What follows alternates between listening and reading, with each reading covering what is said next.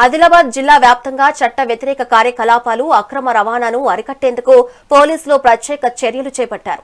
ఇందులో భాగంగా 20 పోలీస్ స్టేషన్ల పరిధిలో ప్రత్యేకంగా 25 చెక్ పోస్టులు ఏర్పాటు చేసి నాకాబందీ నిర్వహించారు. మహారాష్ట్ర సరిహద్దు ప్రాంతాలు, పట్టణాల్లో వాహనాలను క్షుణ్ణంగా తనిఖీ చేశారు. డ్రంక్ అండ్ డ్రైవ్, నెంబర్ ప్లేట్లు లేని వాహనాలపై చర్యలు తీసుకున్నారు.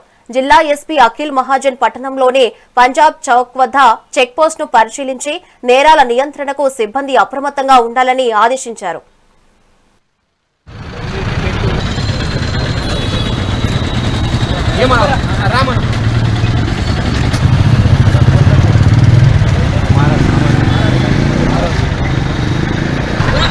दूर